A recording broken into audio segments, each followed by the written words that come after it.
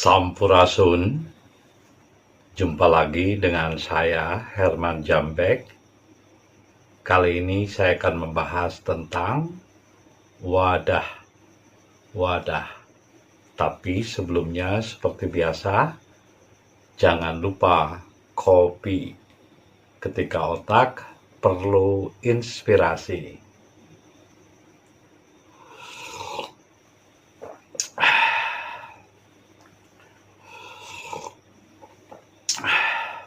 Salam corona, kopi jeung rokona.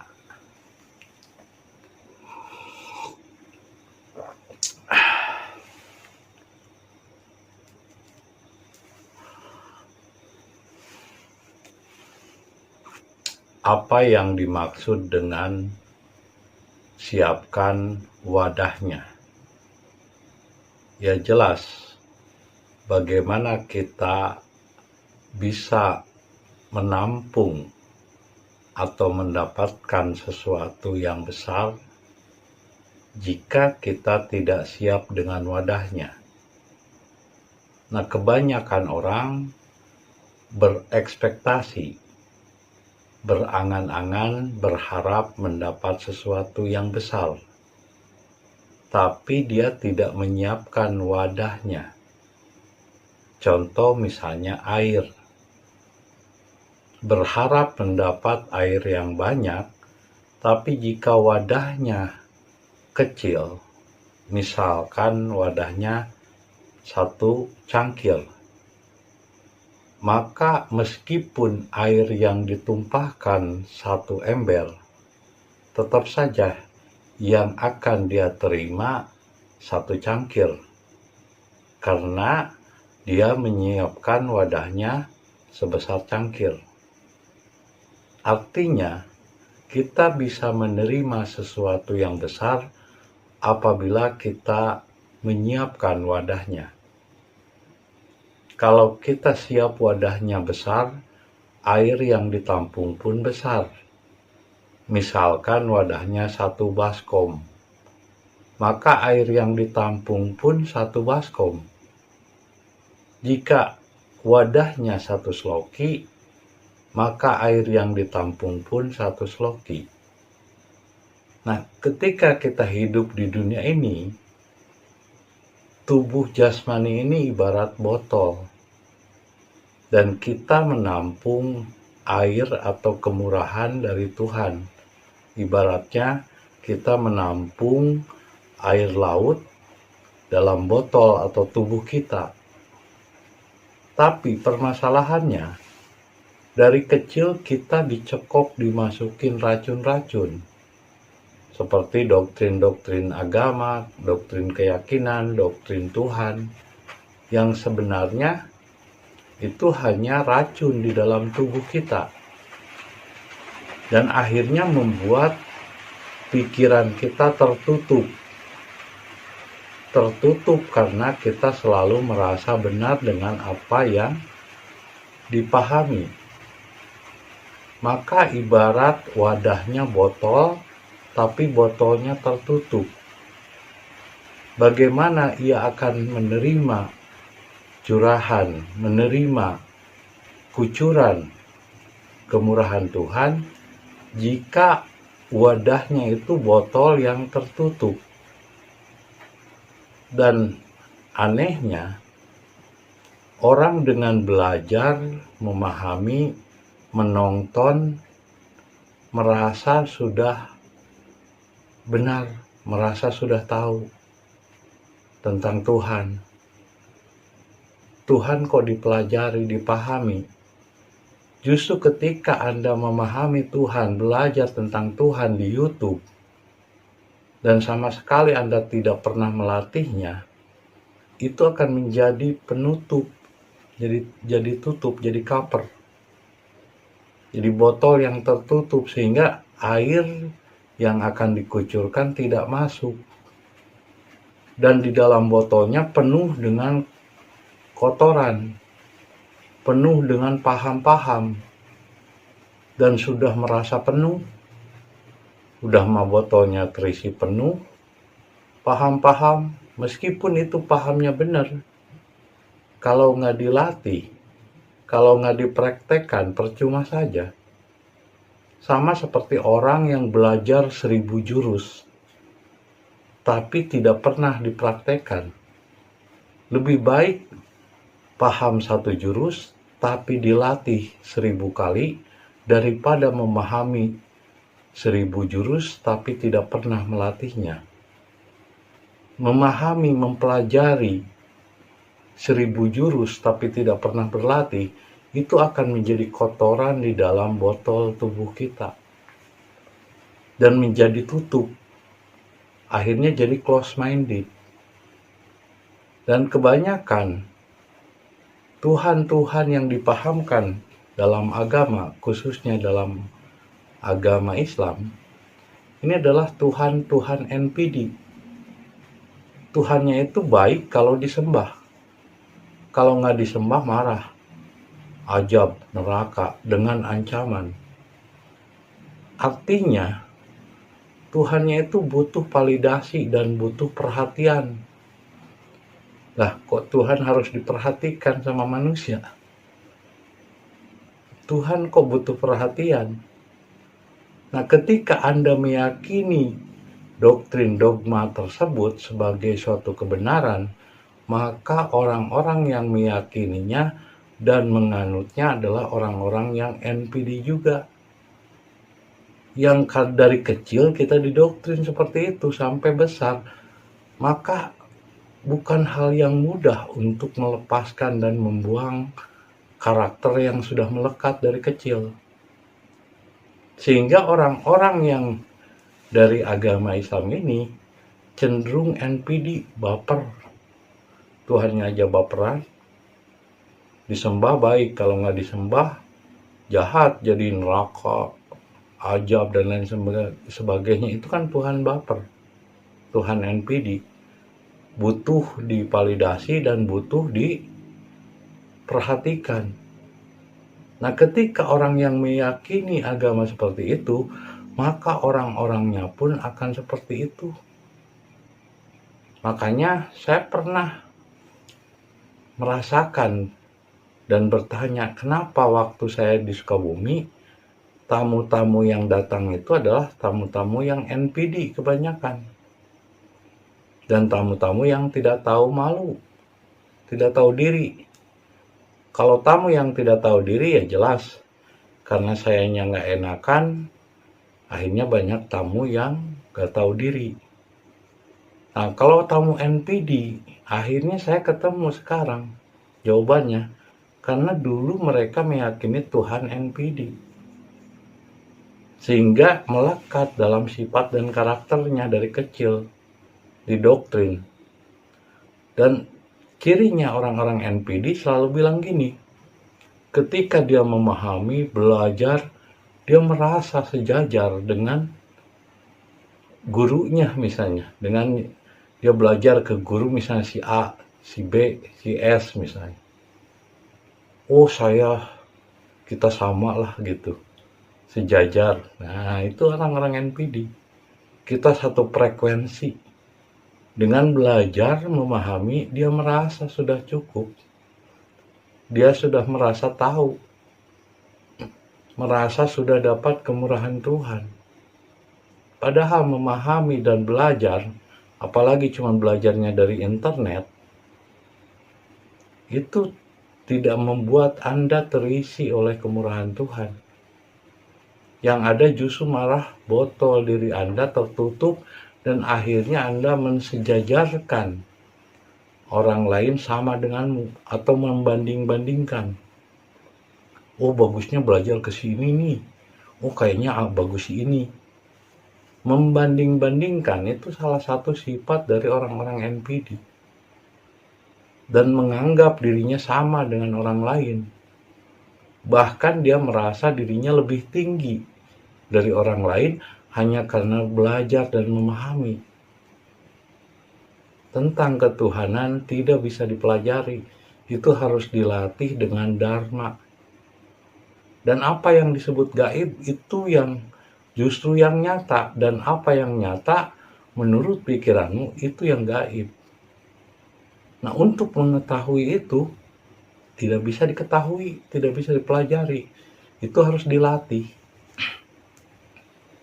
Jadi jangan berpikir dengan Anda memahami, belajar Anda merasa sama kedudukannya dengan orang lain, bahkan dengan guru yang darinya Anda belajar. Padahal apa yang saya sampaikan ini ibarat kentut. Hal yang sebenarnya bukan ilmu. Hakikat itu adalah kenyataan di mana itu harus dilatih. Yang saya sampaikan kalau ibarat kentut, bukan kebenaran. Ini hanya sebuah dongeng atau dongeng dari hasil pengalaman. Saya berpengalaman banyak didatangi orang-orang yang nggak tahu diri karena saya nggak enakan, dan orang-orang NPD karena dari mayoritas beragama Islam. Karena apa? Karena dulu video-video saya waktu di Sukabumi masih pakai dalil dan kebanyakan konsumennya umat yang beragama Islam. Tapi ketika saya pindah ke Bali, saya sudah tidak lagi menggunakan dalil, sehingga sudah tidak ada lagi orang umat Muslim yang tertarik. Tapi justru lebih universal karena bukan untuk Muslim. Dharma, sanatana dharma itu bukan untuk Muslim, untuk semua manusia. Mau Kristen, mau Yahudi, mau ateis. Kemarin juga ada si Jiri dari ada yang dari Kosovo, ada yang dari Ceko, ada yang dari Latvia. Mereka justru lebih mudah menerima orang-orang ateis itu. Karena mereka tidak berbelit-belit dengan teori dan pemahaman. Justru yang berbelit-belit dari teori dan pemahaman, khususnya dari agama Islam, orang-orangnya jadi NPD. Ya karena Tuhan yang diyakininya zaman dulu, Tuhan NPD. Kalau kita sholat, ibadah, baru dapat surga. Kalau enggak, neraka. Itu kan Tuhan yang butuh pengakuan. Itu kan Tuhan yang butuh perhatian dari manusia. Manusia harus memperhatikan Tuhan. Kalau nggak diperhatikan, Tuhannya marah. Nah, orang-orang yang beragama Islam ini kebanyakan seperti itu. Kalau datang bertamu, asalnya juga nggak kenal. Ketika udah kenal, tiba-tiba dia selalu ingin diperhatikan sama orang lain. Menuntut. Kalau nggak diperhatikan aja cemberut, dia marah. Lah, memang kamu siapa? Dulunya juga nggak kenal. Buat apa saya kenal dengan orang-orang NPD? Ciri NPD juga apa? Merasa dari belajar dia sudah tahu, dia sudah paham. Padahal semua manusia tidak sama potensinya. Tidak adil bagi hidup ini kalau kamu masih membandingkan dan menyamaratakan. Kalau hanya dari belajar kamu lalu menganggap dirimu lebih sama, bahkan merasa lebih tinggi, itu tandanya botolnya masih tertutup. Wadahnya tertutup. Bagaimana kamu akan dapat kemurahan Tuhan, sementara kamu selalu menyangka kita satu frekuensi. Wes, kita sama lah. Padahal itu baru pemahaman. Dan perbuatan baiknya pun bukan karena ikhlas, tapi karena dia butuh pengakuan, menuntut. Ada mau berbuat baik, bagi-bagi makanan misalnya. Tapi butuh pengakuan dari orang. Nah, kalau orang lain tidak mengakui, tidak atensi, tidak perhatian, marah dia. Makanya orang-orang seperti itu selalu merasa dirinya sama. Beda. Botol yang tertutup dengan yang terbuka. Kalau yang terbuka, ketika pun dia berbuat baik, satu tidak dipublikasi, keduanya tidak butuh perhatian, tidak butuh validasi. Orang mau mengakui atau tidak, ya biarkan saja. Dan apa? Dan tidak diakui sebagai kebaikan dirinya.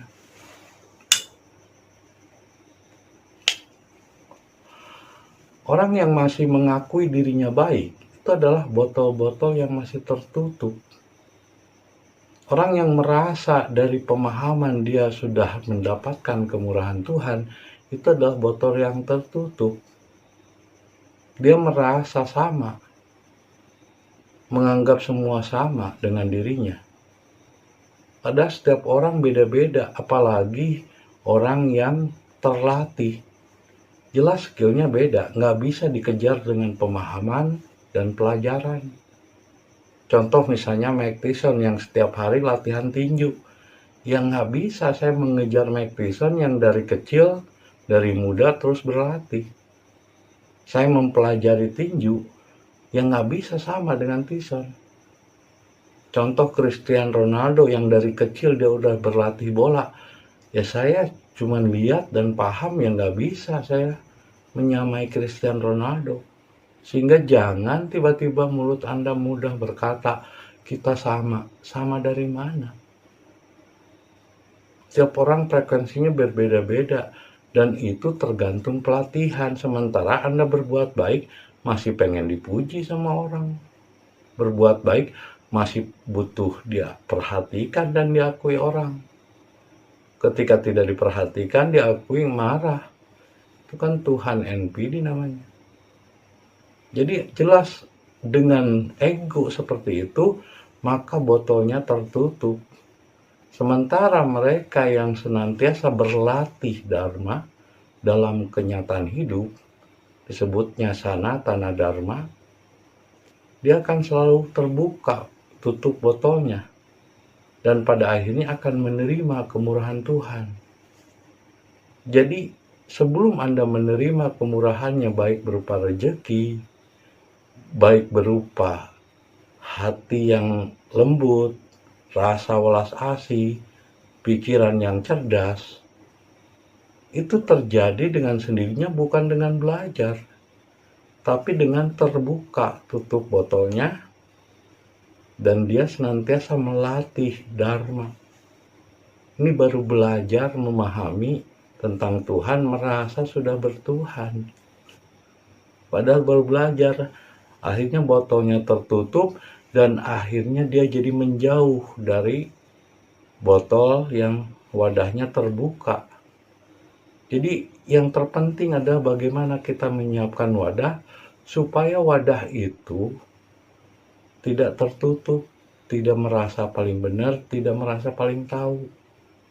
Ketika Anda merasa paling benar dan paling tahu, akhirnya nantinya akan terseleksi sendiri dengan alam.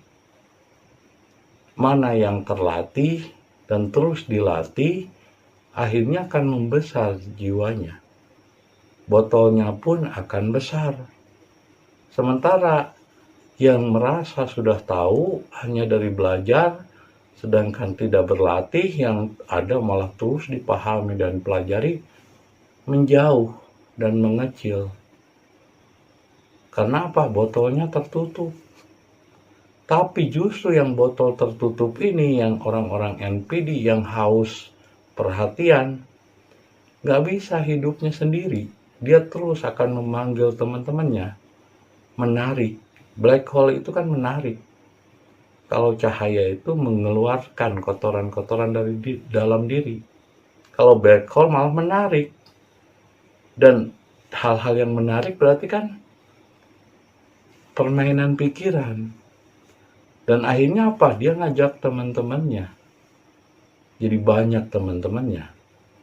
Nah, botol atau wadah yang merasa besar itu karena banyak teman, itu adalah orang-orang NPD yang selalu menarik teman-teman. Dia merasa benar hanya karena banyak teman yang validasi, butuh validasi, banyak teman yang perhatian. Sementara wadah yang terbuka dan senantiasa berserah diri, juga bercahaya, itu sendirian. Tidak butuh validasi, tidak butuh pengakuan, tidak butuh perhatian orang. Bahkan ketika orang-orang sudah tidak memperhatikannya, dia tidak akan lagi bertanya. Dia tidak akan lagi peduli. Karena apa? Dia tidak mengemis perhatian dan kepedulian orang. Dia hanya terus bersinar, terus memberikan pencerahan, meski tidak ada yang memperhatikannya. Matahari terus bersinar, meskipun mungkin banyak orang yang tidak memperhatikan matahari. Nah, sementara orang-orang yang tertutup wadahnya dan menjadi sempit karena terlalu banyak prasangka dan praduga, dia gelisah kalau sendirian. Selalu butuh teman-teman. Posisi di mana? Gelisah kalau hidupnya sendirian. Gak bisa orang-orang NPD itu hidupnya menyendiri. Selalu butuh teman. Akhirnya bikin grup, ngumpulin lagi teman-temannya. Karena dia akan merasa tenang, merasa bahagia kalau banyak temannya. Itu adalah kebahagiaan palsu dan ketenangan palsu. Pada dasarnya dalam dirinya terus gemuruh, dalam pikirannya terus muter, dan dia sama sekali tidak pernah yang namanya melatih dharma. Kenapa? Karena botolnya tertutup lagi, meskipun dulu pernah terbuka. Tapi kalau dia sudah merasa tahu, sudah merasa bisa, akhirnya botol bisa kembali ketutup. Dan dia gelisah, selalu membutuhkan banyak teman. Wadah-wadah yang tertutup inilah disebut wadah-wadah yang NPD, akhirnya menjadi sempit. Botolnya selalu diisi oleh kegelapan. Tidak pernah terbuka karena tidak pernah dilatih. Meskipun pernah dibuka, ditutup lagi oleh dirinya. Karena apa? Karena merasa dirinya sudah tahu. Karena merasa dirinya sudah paham. Padahal yang namanya latihan kejiwaan, yang namanya sanatana dharma itu harus dilatih setiap saat, setiap hari. Saya selalu melatih setiap hari. Karena itu bukan pelajaran dan pemahaman. Nah, sementara mereka yang wadahnya tertutup, akhirnya memilih menjauh dan menyedot mengajak teman-temannya karena mereka itu tidak bisa hidup sendiri. Sementara yang selalu dharma dan terbuka tutup botolnya, dia bisa hidup sendiri. Dia bisa menjadi besar meskipun sendirian. Sementara yang tertutup botolnya, yang tertutup wadahnya, hidupnya gelisah kalau sendiri.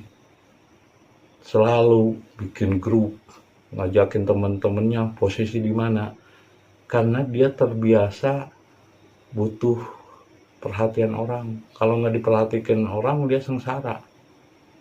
Artinya kesengsaraan diciptakan oleh pikiran sendiri karena sebenarnya dia tidak terhubung dengan Tuhan. Kalau terhubung dengan Tuhan dan energi utama, kita akan tenang meskipun sendirian. Kita bisa besar meskipun sendirian, meskipun tidak ada faktor yang mendukung dirinya. Tapi orang-orang NPD yang tertutup botolnya, yang tertutup wadahnya, dia harus banyak temannya. Karena apa? Karena dia merasa benar, merasa tenang kalau sudah banyak temannya. Padahal teman-teman yang ditarik pun adalah teman-teman yang sama ketutup botolnya. Dan akhirnya hanya berkumpul dengan teman satu frekuensinya, dan seleksi alam akan menjadikan botol yang terbuka dan senantiasa dilatih dengan botol yang tertutup dan muter-muter di situ saja hanya membahas ilmu dan pemahaman, merasa sudah tahu, merasa sudah bisa, akhirnya kesedot ke dalam black hole dan banyak temannya. Mereka tenang karena banyak teman. Yang namanya berserah diri, dia akan tumbuh besar karena sendiri, bukan karena banyaknya teman.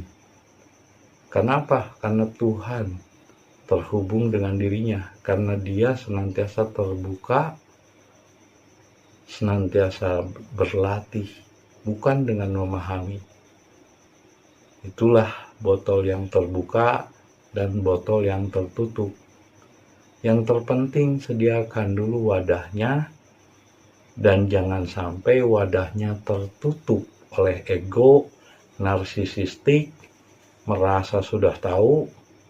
Karena merasa tahu, narsisistik, NPD, merasa sudah paham, itu adalah penutup yang akan menutup wadah dalam diri kita.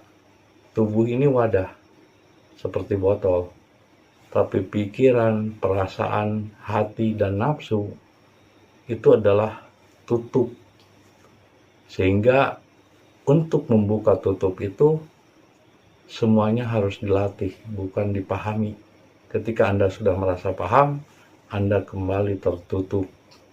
Tapi ketika Anda merasa tidak tahu apa-apa dan merasa bukan siapa-siapa, tidak haus validasi, tidak haus perhatian orang, maka Anda senantiasa akan terlatih. Dengan terlatih, maka kegelapan akan tersingkir, karena cahaya itu dari dalam menyingkirkan kegelapan.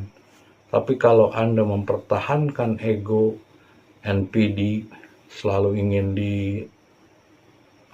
perhatikan orang, itu adalah justru menarik kegelapan ke dalam dirimu dan membuat botolmu tertutup, dan kamu merasa tenang, merasa senang, merasa terhibur karena banyak temannya. Itulah perbedaan wadah yang tertutup dan wadah yang terbuka.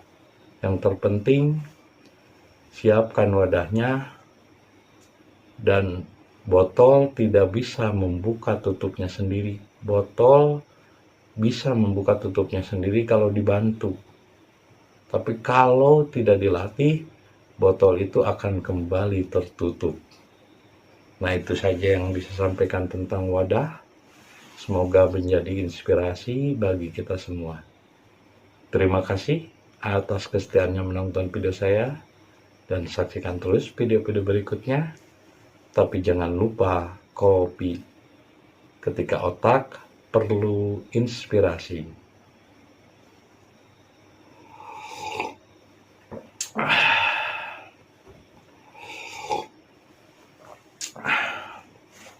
Sampai jumpa lagi. Sampurasun.